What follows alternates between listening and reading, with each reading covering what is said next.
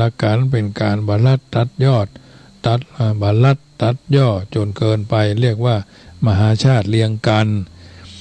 สองทำนองประจำตัวได้แก่ทำนองผู้เทศหรือผู้แต่งกลอนประดิษฐ์ขึ้นเองเพื่อยักย้ายเกิดความไพเราะเร้าใจตามความสามารถของผู้แสดงและปรับเข้ากับยุคกับสมัยจึงเรียกทำนองนี้ว่าแหล่นอกหรือแหล่ตลาดหรือแหล่ประยุกต์จึงเรียกกันว่ามหาชาติประยุกต์สามทำนองประจำภาคได้แก่ทำนองที่เป็นไปตามสำเนียงของแต่ละท้องถิ่นไพเราะซาบซึ้งได้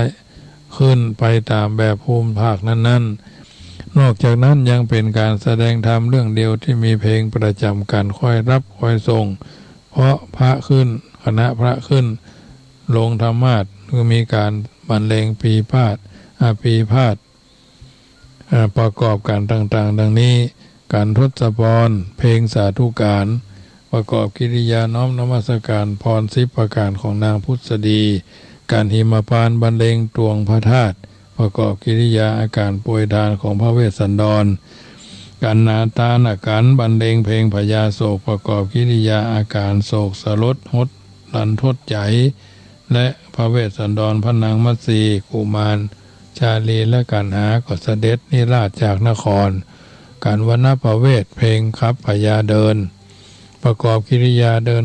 นในป่าเนาะเข้าป่าชูชกก็เป็นเส้นเล่าก็ประกอบแล้วอาการกิน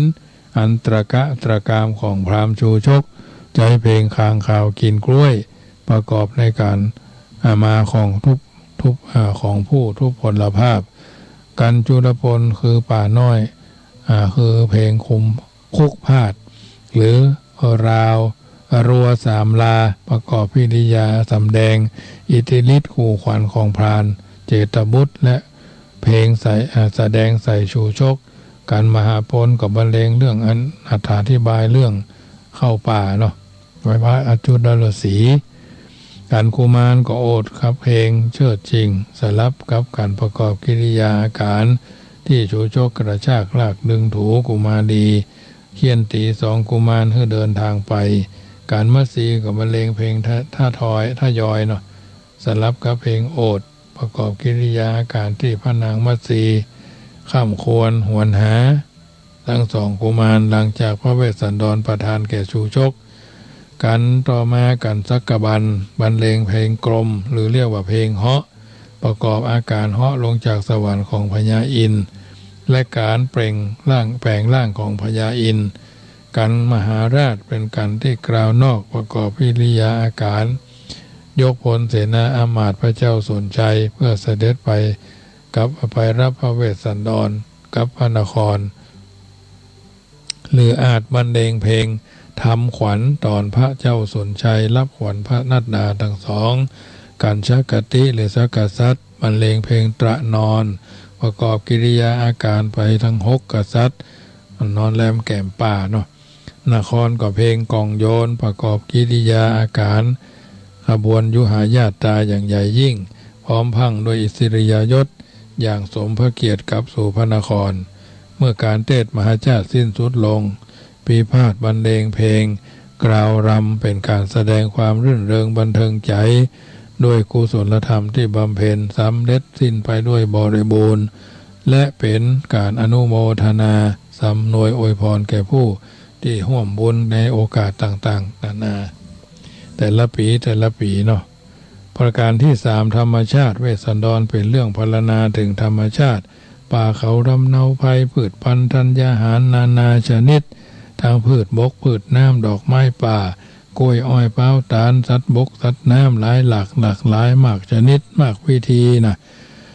ผู้ฟังจิตใจเบิกบานตระการตาบางที่พอกับแผงน้ำพุในศาลายศจริงๆเอาผู้ก็แล้วแต่ความพร้อมของแต่ละสถานที่4ธรรมะก็คือเวสสันดรชาดกเป็นเรื่องที่กล่าวสอนธรรมะในรูปแบบการยกบุคคลตัวอย่างในการดำเนินชีวิตอย่างท่องแท้ทุกเพศทุกวัยโดยเฉพาะก็คือชีวิตครอบครัวพ่อแม่ลูกเต้าเหล่าหลานเวสสันดรชาดกจึงเป็นทั้งตัวละครและสะท้อนธรรมหรือสอนธรรมะซึ่ง รุปได้6ประการก็คือ1ความเป็นพ่อที่แท้ความเป็นแม่ที่ถูกลูกที่กตัญญูเป็นสามีที่น่าสิเนหาเป็นภรรยาที่น่าเป็นแม่สี่เรือนความเป็นเพื่อนกัลยาณมิตรเป็นต้น6ประการนี้นำมากล่าวญาติโยมสาธุชนที่อยู่ทางบ้านฟังเลิศล้ำมาเก้ามหานะเลิศล้ำเก้ามหาตะกี้เพิ่นบอกว่า4ธรรมเนาะ4ธรรมก็ธรรมเนียมธรรมนอง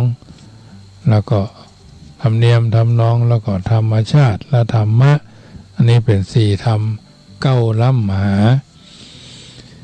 มหาชาติเป็นการประชุมรวบรวมลงแห่งบารมีครั้งยิ่งใหญ่ซึ่งเป็นพระชาติสุดท้ายของพระโพธิสัตว์ก่อนจะเสด็จมาตรัสรู้เป็นพระพุทธเจ้าสองมหาเชื่อก็คือความเป็นคำพีสอนให้คนเชื่อในเรื่องกฎแห่งกรรมและผลของกรรมก็คือการสอนเรื่องทำดีได้ดีทำชั่วได้ชั่วสอนให้ยินดีพอใจในการทำดีด้วยความตั้งใจมั่นบ่หวั่นไหวแม้อุปสรรคสามมหาชอบเพราะเป็นคำพีที่ได้รับความนิยมชมชอบมาตั้งแต่กรุงสุโขทัยตราบจนปัจจุบันก็ยังถูกนำมาแสดงเล่าสู่กันมากที่สุดทุกวัดทุกจังหวัดทั่วทุกภูมิภาคมหาช่วยก็เพราะเป็นคำพีที่ช่วยให้หล่อหลอมกลมเกลี้ยงเกลาเนาะหล่อหลอมกล่อมเกลาจิตใจก็จะจิตใจประชาชนพลเมืองบ่มีอาสาบ่มีมีอัธยาศัยไมตรีที่ดีที่งามมีความเสียสละสามัคคีบาหันแก่ตัวห่วงใยช่วยเหลือกันในคราวตกทุกข์ได้ยากบ่ชิงชังรังเกียจพยาบาทเบียดเบียนกันมหาชนเพราะเป็นคำพีที่เด็กผู้ใหญ่ฟังดีฟังม่วนล้วนมีสาระควรแก่การศึกษาของคนทุกเพศทุกวัยทุกระดับการศึกษาทั้งชาวบ้านทั้งชาววัดและชาววังมหากุศลเพราะเป็นคำพีที่สอนให้รู้จักสละแบ่งปันทั้งวัตถุสิ่งของและความสุข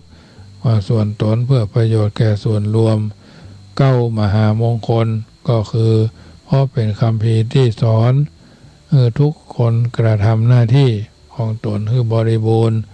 พ่อแม่ลูกเป็นอันเป็นที่มาแห่งสิ่งที่เป็นมงคลชีวิตมหาปัญญา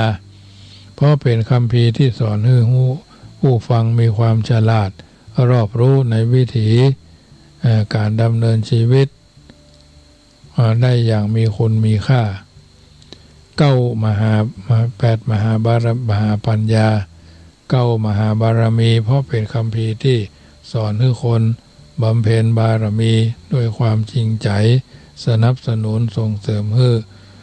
ผู้บำเพ็ญประโยชน์ให้ถึงที่สุดเนาะแห่งความปรารถนานั่นก็คือพระนิพพานฉะนั้นการจัดมีการเทศมหาจาร์ของหน่วยงานต่างๆทั้งภาครัฐเอกชนจึงสมควรให้มีการสนับสนุนเพราะเหตุผลหลายประการก็คือเป็นการอนุรักษ์วัฒนธรรมประเพณีอันดีอันงามของการเทศมหาจาร์เหล่านี้เนาะเป็นการบำเพ็ญทานบารมีช่วยเหลือตนเองและสังคมเป็นสุขเป็นการแสดงความสามัคคีประกาศศักดิ์ศรีของความเป็นพุทธศาสนิกชนเป็นการแสดงความกตัญญูต่อพระพุทธเจ้าและเชิดชูปูจารัตนกวีที่สร้างสรรค์ผลงานไว้เป็นวรรณคดีดินเอกของพระพุทธศาสนาเป็นการรักษาดีเดิมเพิ่มเติมดีใหม่และมีใจใฝ่ในกุศลเจตนายิ่งขึ้นไปและประเพณีการเทศมหาจาร์จะสมบูรณ์ด้วยตามประเพณีจะต้องมีองค์ประกอบอยู่4ประการมีคนมีผู้จัดงานมีเจ้าภาพการเทศมีพระผู้เทศและผู้แสดงเรื่องมีคนฟังหรือผู้สนใจอันนี้เราเชื่อว่าเกื้อกูลช่วยเหลือซึ่งกันและกันนะเกื้อกูลช่วยเหลือซึ่งกันและกันก็เป็นส่วนหนึ่งที่เราท่านทั้งหลายจำเป็นจะทำบำเพ็ญให้เป็นไปด้วยประกาศละต่างๆซึ่งสิ่งต่างๆเหล่านี้เป็นสิ่งที่ ทุกคนรังสรรค์เลือกสรรเอามาเป็นนิทัศนะเตือนจิตสกิจใจมีคนมีของปูชาพระธรรมมีคนมีของในการที่จะบูชาธรรมเครื่องประดับตกแต่งสถานที่มีบรรยากาศเนาะมีบรรยากาศของมหาชาติอย่างดีสมควรสมการที่เอาท่านทั้งหลายสามารถฟังได้มีทำนองแล้วก็การเทศน์มหาชาติเป็นเรื่องของการแสดงธรรมแบบทำนองนั้นพระเจ้าพระสงฆ์ที่เพิ่นมาเทศนาธรรมก็เช่นเดียวกันเพิ่นก็มีความถนัดถนีมีความเข้าใจในการที่จะฟังพระธรรมเทศนาของแต่ละกันมีทำนองก็คือการเทศน์มาเป็นการแสดงธรรมะแบบโคสัพพมานิกาใจเสียงเป็นสื่ออย่างแล้วแต่เนาะบางทีก็เสียงใหญ่นะโมอย่างหลวงพ่อท่านพระครูอาทรวิสุทธิคุณอันนี้เสียงท่านวัดบ้าน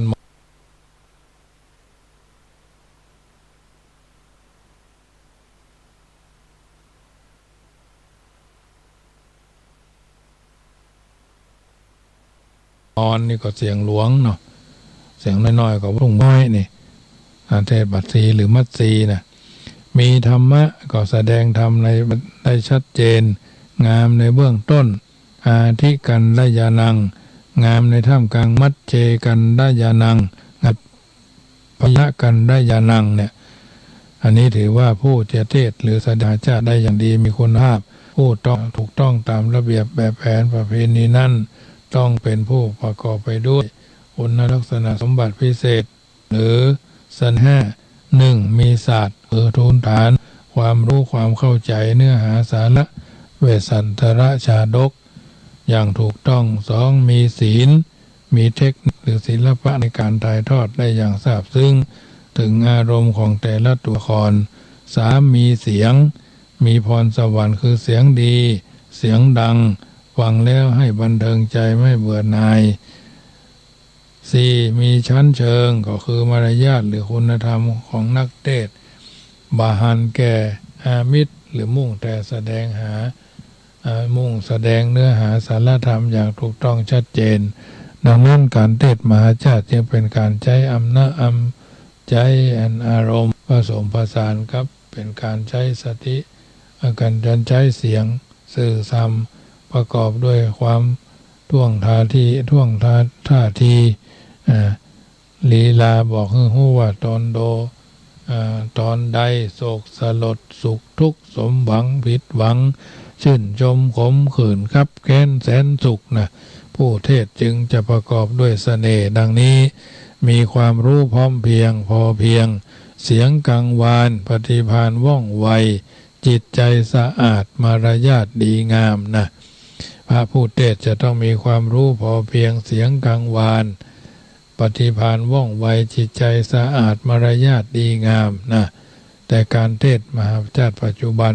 ส่วนใหญ่เป็นไปตามธรรมชาติตามประเพณีผู้ฟังก็มุ่งหวังให้จบโวยผู้เทศก็ให้จบเร็วๆนะพวกพิพาทก็อยากจะพลิกบ้านแต่วันเนี่ยการทำอย่างง่ายๆบางทีก็กลายเป็นมักง่ายสะดวกนักมักง่ายสบายนักมักเกยตัวเป็นต้นจึงสมควรที่ระมัดระวังให้อยู่ในลักษณะโลกก็ไม่ให้ช้ำธรรมก็ไม่ให้เสียเพิ่นบอกว่าชี้ทางบรรเทาทุกข์ชี้สุขเกษมศาสตร์ชี้ทางพระนิรนฤพานอันพ้นโศกวิโยคภัยญาติโยมสาธุชนได้ยินได้ฟังเรื่องของธรรมมหาชาติรายละเอียดก็จะว่าไปเรื่อยๆจนกระทั่งจบถึงไหนก่อนฟังธรรมมหาชาติวันอังคารนี่ก็ยาวน้อยนอกนั้นก็คงมีเวลาน้อยทุกๆวันอังคารก็จะจบและญาติโยมไปเป็นวันเนอะอานิสงส์ผลจากการฟังธรรมะบรรยายวันนี้ก็คงจะเข้าใจในบางจุดญาติโยมตั้งใจฟังกันไปเรื่อยๆอยู่ช่วงใดจะไปลืมเนอะข่าวสารงานบุญของวัดจังกำวันที่29 ธันวานั่นแหละฟังธรรมมหาชาติพระเจ้า10 ชาติตั้งแต่6 โมงเมื่อแรงคืน104นี่พวกก็จะไปถ่ายทอดเนอะวันที่30ก็ฟังธรรมตั้งแต่มืด เจ้ามืดนั่นเนาะที่ห้าเริ่มอานิสงส์เวสสันตระทศพรหิมพานต์ตานาคันวันนภเวศชูชกยุลพลมหาพลจนจบ13กันอันนี้ก็จะตั้งพลัมผามตองที่หน้าวัดน้ำเนาะอันนี้ก็น้อมเอิญเจริญพรเนอะเป็นเจ้าภาพการเทศวันที่29นี้กันละ 1,000 บาท14กัน12กันเนาะวันที่30นี่ก็จำนวน14กันกันละ 2,500 บาท14กันกันละ 2,500 บาทหรือช่วยกันคนละเล็กคนละน้อยก็แล้วแต่เนาะท่านเกิดปีชวดหนูจะรู้ว่าขานเสือทอกระต่ายก็น้อมเอิญเจริญพรไปทำบุญสุนทรทานตามที่มีความพร้อมนั่นแหละทำแล้วสบายใจทำแล้วบัดเดือดร้อนทำแล้วบ่วุ่นวายก็เป็นสิ่งที่ทำได้เสมอต้นเสมอปลายเอาบ่ได้ละบ่ได้เลิกบ่ได้ละของเก่าบ่ได้เมาของใหม่นะไม่ใช่ว่ายุบก็จะละก็เสียดายก็ไปเชิงนะญาติโยมเพราะฉะนั้นได้ยินได้ฟังรายการนี้แล้วเป็นจะได้รายละเอียดก็จะมีอยู่เรื่อยๆนะจนกระทั่งจบเป็นเรื่องที่รายละเอียดยาวเนอะก็จะได้ค่อยใจถึงแปลงใจถึงก็โทรศัพท์เข้ามาช่วงที่2เนาะกะเดียว3 ทุ่มครึ่งเขาก็จะได้เริ่มบูชาไฟไหว้พระสวดคาถาอย่างต่ออย่างทำลายอย่างซึ่งก็เป็นการสู่นิทธาธรรมะแต่ญาติโยมได้ฟังทุกวันสาระเอาที่มันเป็นที่เป็นมงคลในการที่เขาท่านทั้งหลายจะได้ฟังเป็นโอกาสดีจังหวะดีในการที่ดำเนินชีวิตของเขาท่านทั้งหลายโทรกันเข้ามาเนอะ0861875325 0861875325 1เสียง1สาย1กำลังใจเนอะอาวุธที่น่ากลัวก็คือใจอาวุธที่ชอบทำร้ายใจก็คือปากอาวุธที่ฉลาดที่สุดก็คือปัญญาอาวุธที่ทำร้ายปัญญาก็คืออัมมปัญญาเจริญพรพระเจ้าเก็บล้านแล้วเนาะเจ้าเก็บแล้วเจ้าโอ้ฟังท่านโอ้เรื่องทำเรื่องเรียนแล้วภูมิใจตามเจ้าก็เป็นความสุขชนิดหนึ่งเนาะเนาะภูมิใจตามแต่ไม่หนึ่งในขันหนึ่งในล้านบุญก็จะได้จะอีกเจ้าก็ได้หลายปี5156ก็ยังลึกแล้วก็ยก9ล้อได้ฉลองต่อไปเนี่ยยังเพิ่นยังว่ารอต้องมีสักวันนี่วะต้องมีสักวันเอาใจเจ้าโมทนาแม่เนอเจ้าเป็นกำลังใจเจ้าเจริญพรเพราะว่าถ้าบ่ได้ผ่านชุดนี้ก็บ่ได้เหมือนเฮาทำกับข้าวถ้าเฮาบ่ได้ก็บ่ได้ทอดไข่อันนี้ตัวเองทอดบ่ได้เนาะต้มไข่ก็เหมือนกัน3 นาทีไข่ลวก5 นาทีไข่ต้ม8 นาทีไข่แข็งนะญาติโยมต้องเข้าใจนะเพราะว่าต้องผ่านนะไม่ใช่น้ำเดือดไปลวกไข่มาคือ2 แกนร้อยน้ำต้องเดือดนะญาติโยมน้ำต้องเดือดต้องเอาใส่ตะกร้อลงไปน้ำเดือดล้นนะ3 นาทีไข่ลวกนะ5 นาทีไข่ต้มใบแข็งนะยางมะตูม8 นาทีหรือ10 นาทีนะไข่แข็งนะว่าลองไปทำเด้อถ้ามหาประสิทธิ์มาว่าอีนะต้มมาคือสักแผงเด้อญาติโยมเพราะฉะนั้นอาวุธที่ทำร้ายปัญญาคืออาวุธที่ทำร้ายปัญญาก็คือปัญหาอาวุธที่ดีที่สุดคือสติอาวุธที่ทำร้ายสติก็คืออารมณ์อาวุธที่ทำลายอารมณ์ก็คืออย่าให้อารมณ์มาทำร้ายสตินะเมื่อทำผิดแล้วคิดว่าเมื่อทำผิดแล้วคิดว่าบางสิ่งบางอย่างก็ปั๊บคือมันเข้าใจเยอะเนาะปั๊บคือมันถูกต้องจะเพื่อถูกใจนะเมื่อทำผิดแล้วรู้ตัวว่าผิดคิดหาทางแก้ไขก็คือนิสัยของผู้มีสติมีปัญญาดีส่วนคนอัปรีจะโทษคนนั้นคนนี้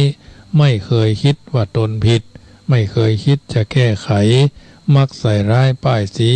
แล้วก็โยนอุจจาระให้คนอื่นเพิ่นว่าบ่สุภาพก็เลยว่ามันสุภาพเนี่ยญาติโยมมีเรื่องหนึ่งเพิ่นบอกว่า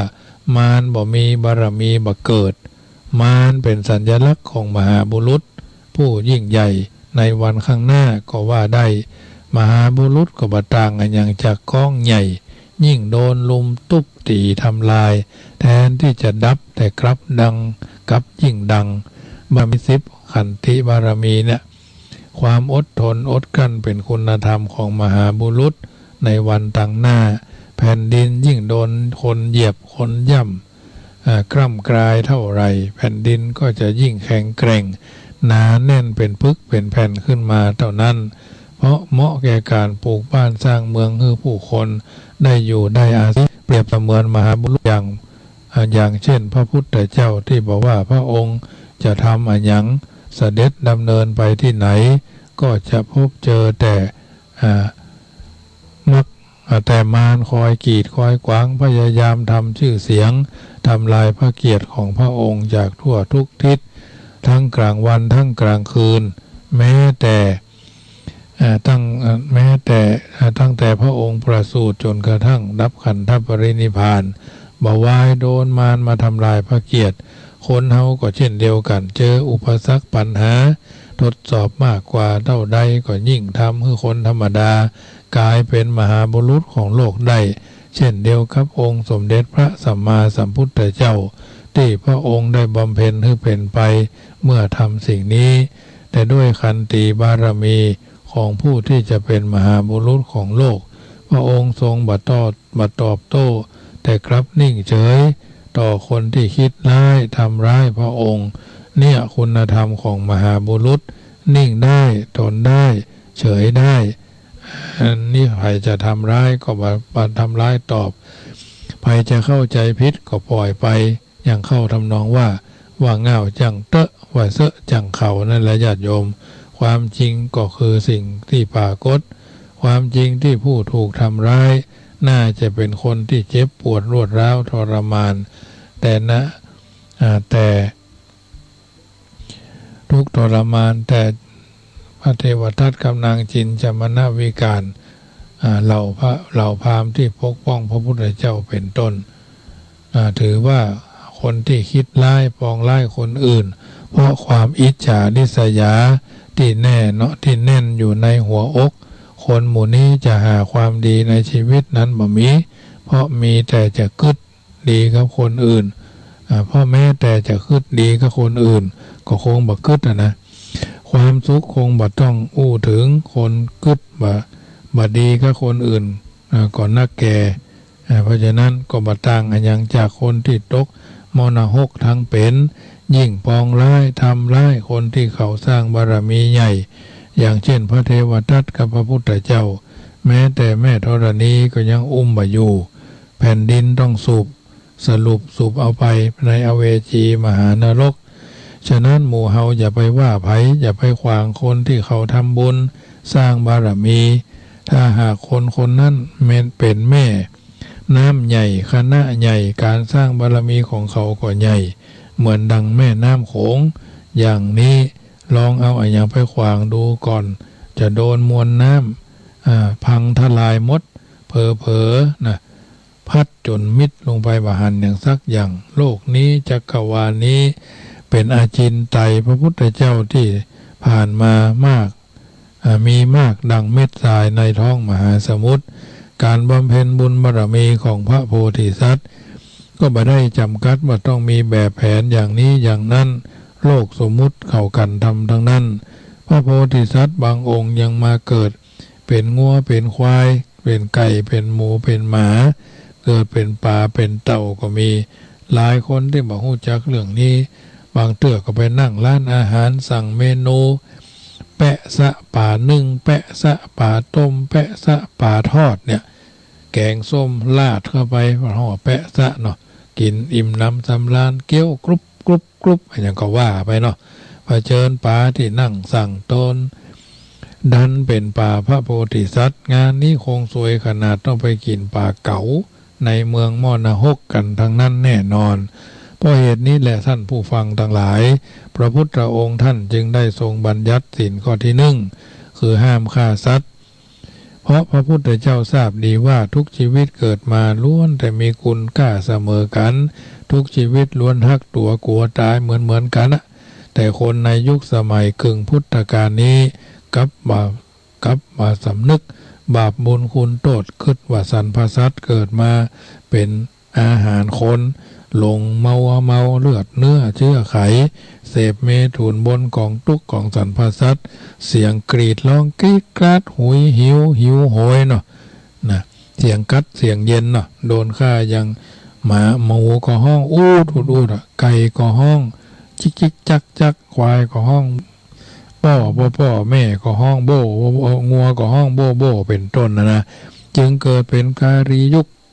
ที่มนุษย์ต้องเจอกับภัยพิบัตินะโรคระบาดเศรษฐกิจพังเข้ายากมากแพงเนี่ยผู้คนอดอยากนะ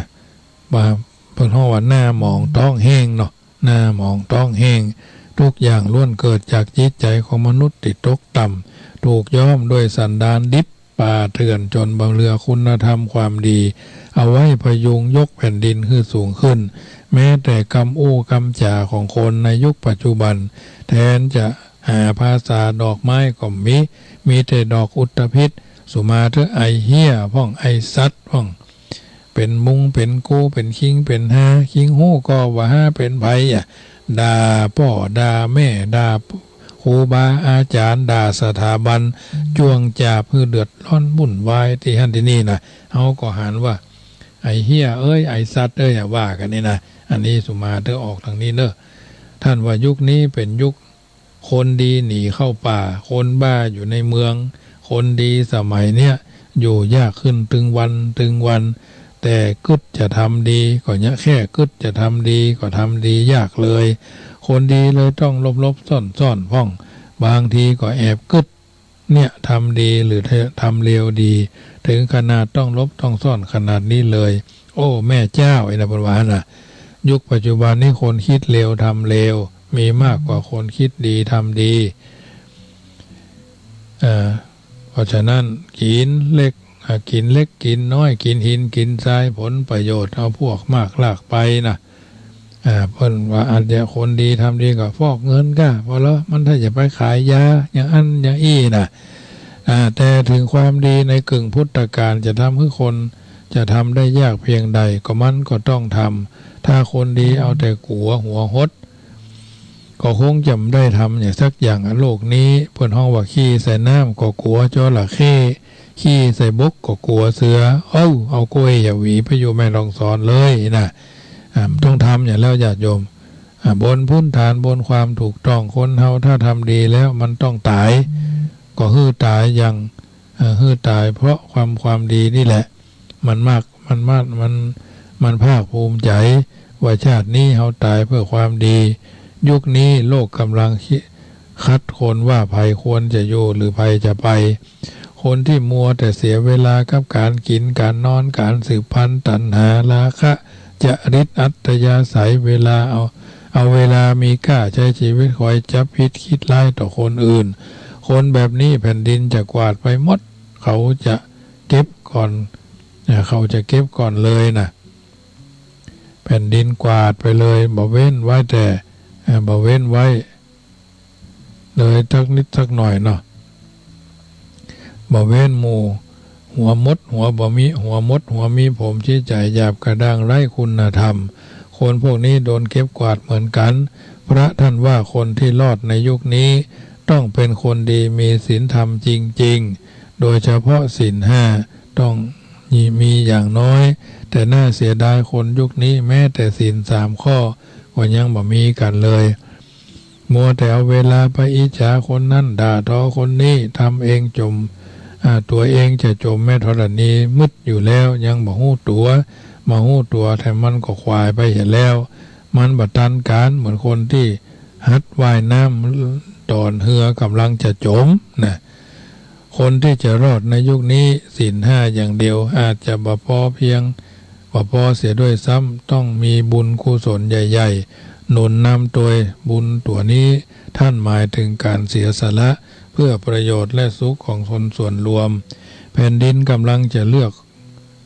กคนท่านคงไปเลือกคนหันแก่ตัวไว้ทำท่านคงบ่ไปเลือกคนที่หันแก่ตัวไว้ทำพันแน่แท้นะเลือกคนหันแก่ตัวไว้ถ้า ถ้าท่านเลือกท่านก็คงจะเลือกคนที่หันคุณค่าของคนอื่นเสียสละชีวิตของคนของตนเพื่อประโยชน์สุขของคนอื่นได้คนแบบนี้จะยกแผ่นดินให้สูงขึ้นบ่ใจคนหันแก่ตัวหันแก่ชื่อเสียงหันแก่ได้จนคิดว่าตนบ่มีวันตายคนพวกนี้แม้จะยิ่งใหญ่แค่ไหนสุดท้ายก็เลือกเล็กกว่าโลงศพตายเหม็นตายเน่าตายผุตายพองเหมือนกันหมดเวลาเหลือน้อยลงทุกทีหากวันนี้เรี่ยวแรงยังมีร่างกายสังขารยังดีอยู่ก็จงให้ชีวิตอย่างมีความหมายและตายอย่างมีคุณค่าสมคุณสมค่าที่เราได้เกิดมาเป็นคนที่พัฒนาให้เป็นมนุษย์บริสุทธิ์ผ่องใสไปตามโอกาสจังหวะเวลาญาติโยมสาธุชนท่านผู้ฟังทั้งหลายกายกรรมทำดีมีกุศลวจีกรรมเป็นมงคลคนเข้าหามโนกรรมใจดีมีเมตตา3อย่างนะทำเถิดประเสริฐคนนะกายกรรมทำดีมีกุศลวจีกรรมเป็นมงคลคนเข้าหามโนกรรมใจดีมีเมตตา3อย่างนี้หนาทำเถิดประเสริฐคนญาติโยมสาธุชนท่านผู้ฟังทั้งหลายพยายามฝึกฝนใจเฮาให้มีเมตตาไว้นักแล้วเฮาจะหันว่าคนเฮาที่เกิดมาบนโลกนี้ว่าจะเป็นคนดีหรือคนให้ล้วนแต่มีกรรมเป็นของตนเมื่อหันดังนี้แล้วเฮาจะบะโคดเฮาก็จะบะเกียดเครียดแค้นจองเวรจองล้างจองผานเพราะมีแต่คนที่น่าสงสารน่าเห็นใจทั้งนั้นพระในบ้านมันบูชาตักข้าวปลาอาหารให้ก่อนจะไปตักที่ใดก็ตักให้ท่านทุกวันพระในบ้านไร้วิชาไร้คาถาเวทมนต์ขลังแต่ไม่ไร้จรรยาบรรณเลี้ยงลูกนั้นได้เป็นคนนะพระในบ้านมันบูชาตักข้าวปลาอาหารให้ก่อนจะไปตักที่ใดก็ตักให้ท่านทุกวันพระในบ้านไร้วิชาไร้คาถาเวทมนต์ขลังแต่ไม่ไร้จรรยาบรรณเลี้ยงลูกนั้นให้เป็นคนนะจะเท็จจะจริงแค่ไหนตั้งใจเนอะทำอันยังก็คือมีอิทธิบาท4ท่านก็กล่าวไว้ว่าเริ่มต้นด้วยชื่นชอบเป็นหลักเพลิดเพลินขยันผักฉุกเสมอการกิจที่ยากจะน่าเกลอเหมือนเจอจับกล้วยปอกกินถ้าพานพบพอใจในสิ่งยากยิ่งมิท้อฝันทวินหยาดเหงื่อน้ำตาหลั่งลินไม่สิ้นเพียรทนทำการวิริยะความเพียรให้ใจกายเฝ้าคุ้นคิดมุ่งพิชิตเช้าค่ำสืบสารไต่ถามค้นคว้าจดจานสำราญฝึกประคองเชิงเชาจิตตะคือความคิดสิ่งใดได้รู้เรียนลองไตรตรองอย่าง่ายเชื่อเขาอาจอ้างผิดหลงมัวเมาพิเคราะห์ขัดเกลาจงดีอันนี้วิมังสาญาติโยมสาธุชนได้ยินได้ฟังแล้วชีวิตของพิจารณาเสมอว่าชีวิตคนเฮาเหมือนดังเทียนไข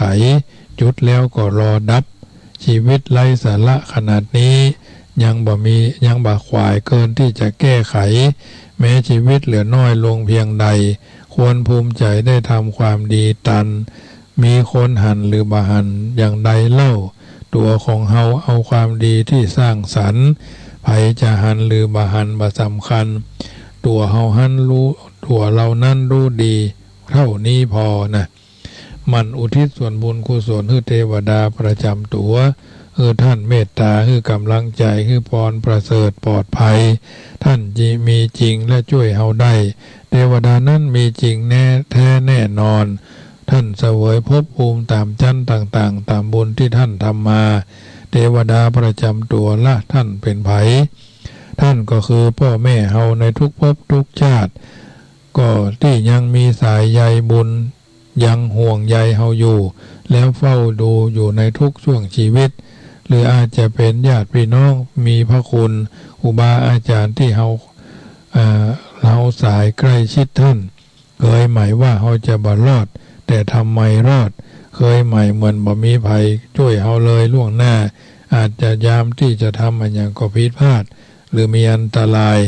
สิ่งที่เฮาบ่ฮู้ยังมีอีกเยอะในโลกนี้สร้างบุญทุกครั้งบอกว่าบุญเล็กบุญน้อยจากช่องทางใดอุทิศให้ท่านโดยหลายคนพ่อแม่ล่วงลับไปแล้วก็ระบุชื่อท่านได้เลยและรวมถึงพ่อแม่ทุกภพทุกชาติเทวดาประจำตัวของเฮาท่านทั้งหลายชีวิตที่ผ่านการเจอมหัศจรรย์มากมายนึกถึงท่านนึกถึงพ่อแม่หรืออาจจะเป็นญาติพี่น้องผู้มีพระคุณที่เฮาท่านทั้งหลายกระทำบำเพ็ญให้เป็นไปอุทิศส่วนบุญให้ท่านแล้วบ่เสียหายเวลาต้องการขอเมตตาเพียงนึกถึงท่านแล้วอธิษฐานขอเมตตาให้ท่านได้เสริมกำลังขอจตุรพิธพรเป็นปฏิพรย้อนตอบคือเฮาท่านทั้งหลายอยู่เย็นเป็นสุขรุ่งเรืองก้าวหน้ากันทุกคนทุกท่านรายการเสียงธรรมก่อนรับตาประจำคืนวันอังคารก็ดำเนินรายการมาก็ใกล้จะหมดเวลาสาธุชนได้โทรกันมาพ่องบ่ได้โทรกันมาพ่องก็บ่เป็นหยังฟังกันไปเนอะนาสาระวาทะพระมหาประสิทธิ์ธรรมาพินันโททุ่มซาวหรือทุ่มเกิงโดยประมาณถึง4 ทุ่มทุกวันอังคารฮู้ว่าบดีแต่ยังทำฮู้ว่าเป็นกรรมแต่ก็ยังก่อฮู้ว่าบาปมาฮู้จักปอคนเฮาก็เป็นแบบนี้หนอรู้ทุกอย่างแต่ไม่รู้จักห้ามใจตัวเองเปิ้นบอกว่าสามีภรรยาใหม่ๆอยู่กันอย่างใดเปิ้นว่าจีบใหม่ๆพี่ว่านกน้องก็ว่านกช่างหยิบยกแต่คำหวานสำราญหูน้องว่าไม้พี่ว่าไม้น่าเอ็นดูเดินเคียงคู่ให้คำมั่นคำสัญญาอนิจจาอยู่กินกันฉันเริ่มเบื่อไม่น่าเชื่อคำแกเลยเอ่ยตัวฉันเรื่องไม่ดีมีทั้งคู่ปกปิดกันทุกวันค่อยเฉลยเผยตัวตนนะจีบใหม่ๆพี่ว่านกน้องก็ว่านกช่างหยิบยกแต่คำหวานสำราญหูน้องว่าไม้พี่ว่าไม้น่าเอ็นดูเดินเคียงคู่ให้คำมั่นคำสัญญาอนิจจาอยู่กินกันฉันเริ่มเบื่อไม่น่าเชื่อคำแกเลยเอ่ยตัวฉันเรื่องไม่ดีที่ทั้งคู่ปกปิดกันทุกวันค่อยเฉลยเผยตัวตนญาติโยมสาธุชนท่านผู้ฟังทั้งหลายมีบุญอยู่อย่างหนึ่งที่เจ้ากรรมนายเวรของเฮาสามารถทับอานิสงส์ผลได้ก็คือบุญจากการสวดมนต์การนั่งสมาธิภาวนาทำให้บ่อยๆทำให้เคยชินทำเป็นนิดบุญนี้ช่วยให้เฮารอดพ้นจากวิบากกรรมบดีที่กำลังเล่นงานของเฮาได้เพราะฉะนั้นญาติโยมสาธุชนท่านผู้ฟังทั้งหลายอยากมีชีวิตที่มีความสุข 1. อย่ายุ่งเรื่องคนอื่น 2. อย่านินทาใส่ร้ายคนอื่น 3. อยู่ให้ไกลจากคนคิดลบ 4. รู้จักให้อภัย 5. รักตัวเองให้มากๆไม่มีใครรักเราแต่ก็มีตัวเรารักตัวเอง 6. ให้เกียรติคนอื่น 7. ไม่เห็นแก่ตัว 8. มีน้ำใสใจจริงแบ่งปัน 9. รู้จักคำว่าพอและก็พอและก็พอ 10. กตัญญูรู้คุณท่านพุทธพระธรรมพระสงฆ์พ่อแม่ครูบาอาจารย์5 พระองค์ดำรงไว้ในจิตสมองของเฮา 11. กล้ายอมรับความจริงนะกล้ายอมรับความจริง 12. มีคุณธรรมกรรมสั้นๆแต่มีความหมายนักแน่นและทรงพลังบ่มีอำนาจใดที่จะทำให้ได้ไว้ทั้งหมดว่าจะเป็นกรรมดีกรรมชั่ว ก็ตามยักส่งผลกลับมาหาที่เฮาบ่โวยก็จ้านัตถิกัมมังสมะพลังนะนัตถิกัมมังสมะพลังแรงใดในโลกเสมอด้วยแรงกรรมไม่มีญาติโยมสาธุชนท่านผู้ฟังทั้งหลายรายการเสียงธรรมรับและเสียงธรรมก่อนรับตายก็ดีเสียงธรรมรับอรุณภาคเจ้าก็ดีธรรมะในชีวิตประจำวันก็ดีหรืออื่นๆที่ท่านทั้งหลายได้ยินได้ฟังทุกรายการจงประมวลกับกายเป็นตบะเดชะเป็นปฏิพร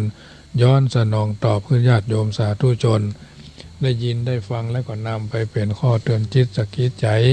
จักบ่ได้ทลามผิดพลาดคลาดเคลื่อนจากความเป็นจริงได้ยินได้ฟังแล้วก็นำไปเป็นข้อเตือนจิตสกิดใจก่อนจะเข้าสู่นิทราธรรมาภาพจะนำปาญาติโยมพากันปูชาไฟไหว้พระกล่าวคำนมัสการสิ่งต่างๆอันเป็นสิ่งศักดิ์สิทธิ์คือได้ศึกษาเรื่องของพระไตรรัตน์มาเป็นเวลาทั้งวันที่เราท่านทั้งหลายได้กระทำบำเพ็ญให้เป็นไปสิ่งต่างๆเหล่านี้เป็นสิ่งที่ทุกคนสามารถสร้างเสริมเพิ่มตนตัวให้มีความแก่งกล้าสามารถในการที่จะก้าวเข้าไปสู่ความเป็นผู้รู้เป็นผู้ตื่นเป็นผู้เบิกบานแม้จะเข้าสู่นิทานรับก็ให้รับเป็นสุขตื่นก็ให้ตื่นเป็นสุขกันทั่วหน้าทุกสิ่งทุกอย่างที่เราได้บำเพ็ญให้เป็นไปแล้วเป็นปฏิพรย้อนให้เราท่านทั้งหลายอยู่เย็นเป็นสุขรุ่งเรืองกันก้าวหน้าทุกคนทุกท่านปากันกราบพระแล้วก็ไหว้พระไหว้กุลหลวงสวดบารมี30ทัศแล้วก็แผ่ผายย้ายบุญให้ท่านทั้งหลายเข้าสู่นิทาเป็นลำดับไปเนอะตั้งอกตั้งใจกราบอรหังสัมมาสัมพุทโธภควาพุทธังภควันตังอภิวาเดมิกราบสวากาโตภควตาธัมโมธัมมังนะมัสสามิกราบสุปฏิปันโนภควโตสาวกสังโฆ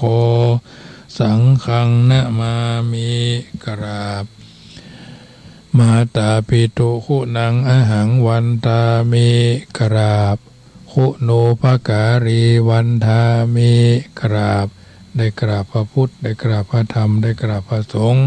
กราบคุณพ่อคุณแม่และลึกถึงทานศีลภาวนาประจำคืนวันอังคารนี้แล้วตั้งอกตั้งใจไหว้พระคุณหลวงดังต่อไปไหว้ทิพิโสพุทธคุณธรรมคุณ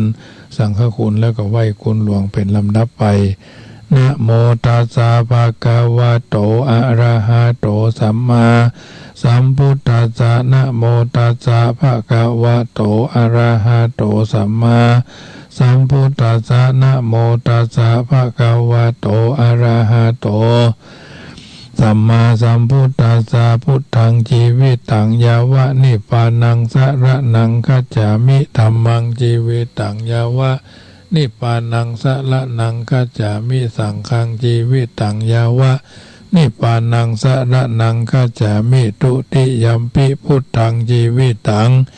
ยาวะนิพพานังสรณังคัจฉามิทุติยัมปิธัมมังชีวิตังยาวะนิพพานังสรณังคัจฉามิทุติยัมปิสังฆังชีวิตังยาวะนิพพานังสรณังคัจฉามิตติยัมปิพุทธังชีวิตังยาวะนิพพานังสรณังคัจฉามิตติยัมปิธัมมัง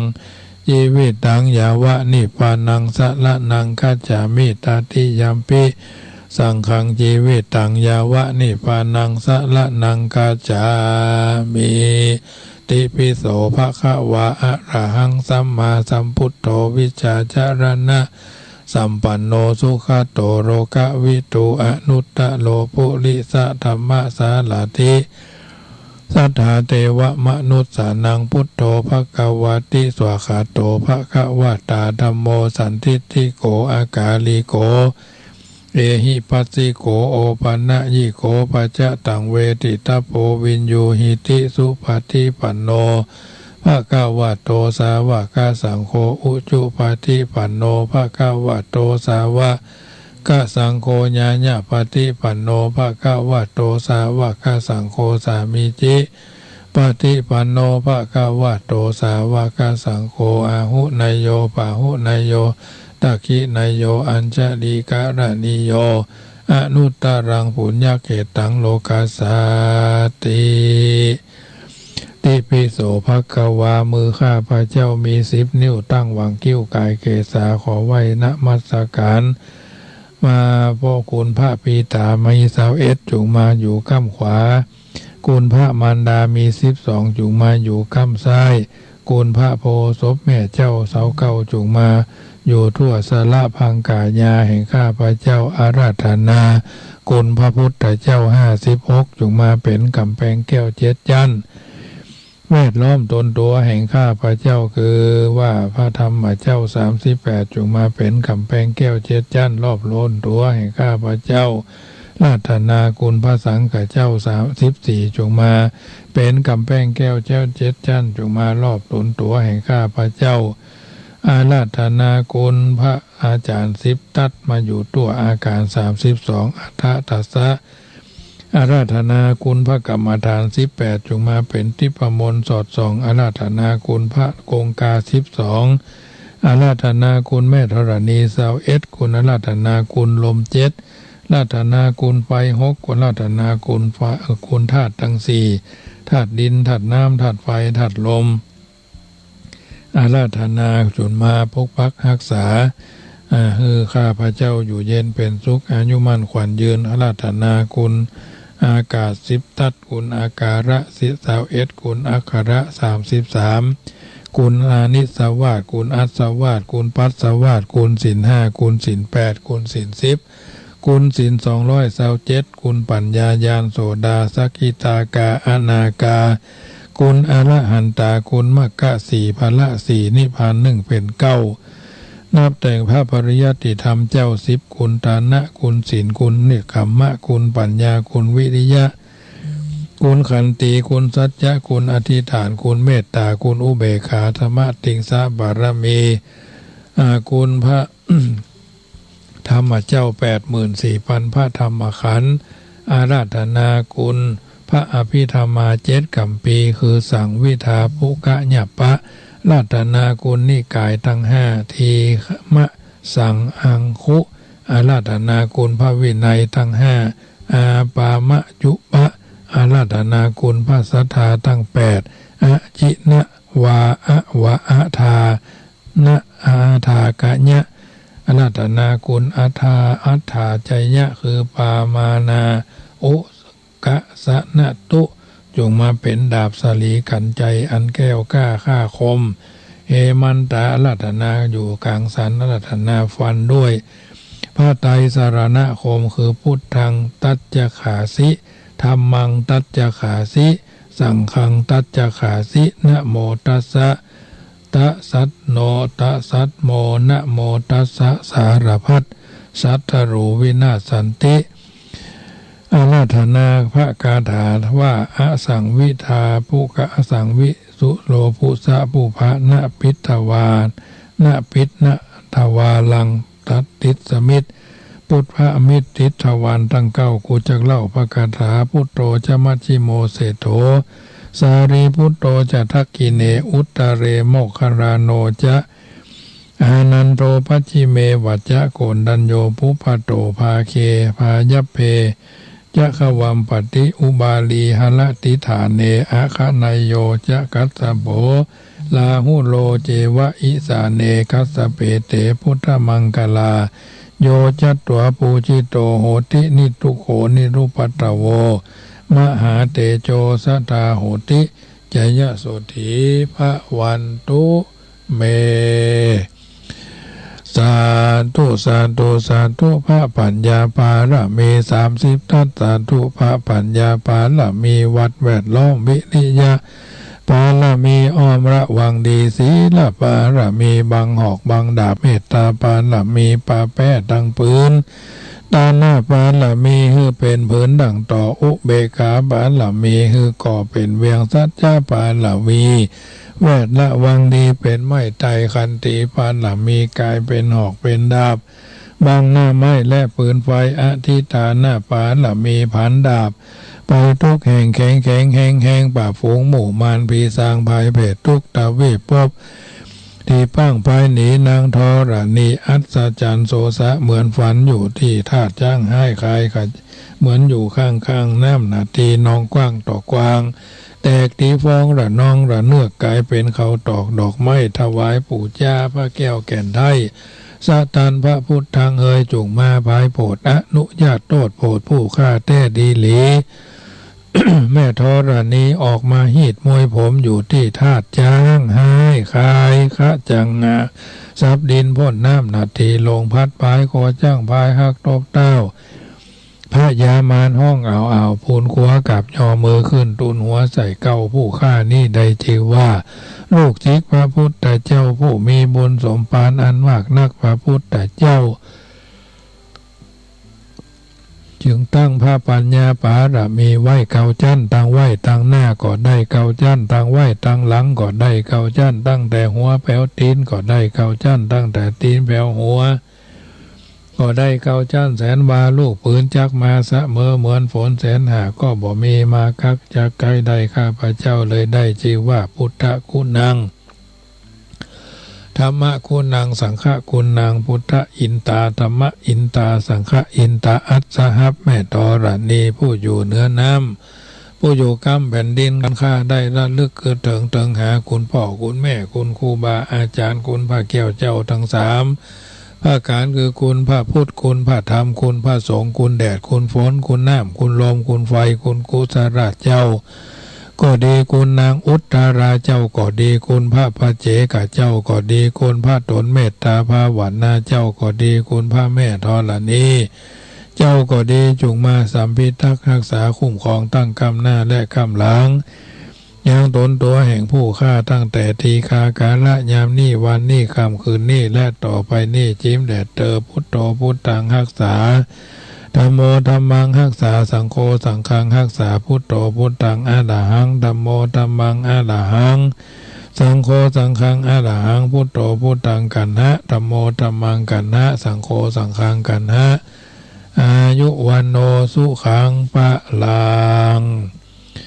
เอาละญาติโยมสาธุชนได้ยินได้ฟังการสังวาสสวดที่ยายผายแผ่ยายบุญด้วยการอภิธานจิตว่าอาหังสุขีโตโหมิอาหังอเวโลโหมิอาหังอภยาปโจโหมิอาหังอนีโคโหมิอาหังสุขีอัตานังปาลิหารามิทัสสะสุสิถาอัทัสสะสุทิสาสเปสัตตาอเวราหนตุอภยาปจาหนตุอานีคาหนตุสุขีอัตานังปาลิหารันตุอิมินาปุญญกัมเมนะตานะมะยังวาศีละมะยังวาภาวนามะยังวาอัมหากังกัตตัวอาสวะขยังนิปานะปัจจโยโหตุโนนิจังยังปุญญังอันว่าบุญอันใดอัมหากังแห่งผู้ฆ่าทั้งหลายตึงยิงตึงใจละลำแล้วแถวเท่าตึงพระเจ้าพระสงฆ์องค์สามเณรกัตวะอันใดกะตำปั่มเปงแล้วตานะมะยังวาอันใดฮือตาแล้วก็ดีศีละมะยังวาอันใดรักษาศีลก็ดี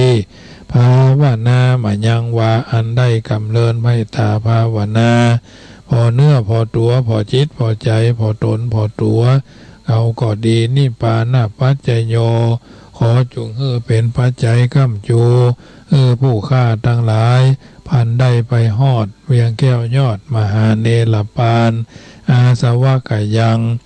อันเสี่ยงไปแห่งกิเลสธรรมทั้งหลาย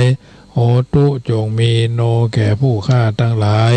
เที่ยงแท้แด่เตอแผ่เมตตาเนอข้าพระเจ้าขอแผ่เมตตาไปโดยรอบสุดขอบจักรวาลอนันตจักรวาล8 ทิศรอบตัวข้าพระเจ้า9 ทิศพระคาวะพรหม10 ทิศโลกันตนารกข้าพระเจ้าขอตั้งจิตอธิษฐานอุทิศส่วนบุญกุศลนี้แผ่ไปให้ไพศาล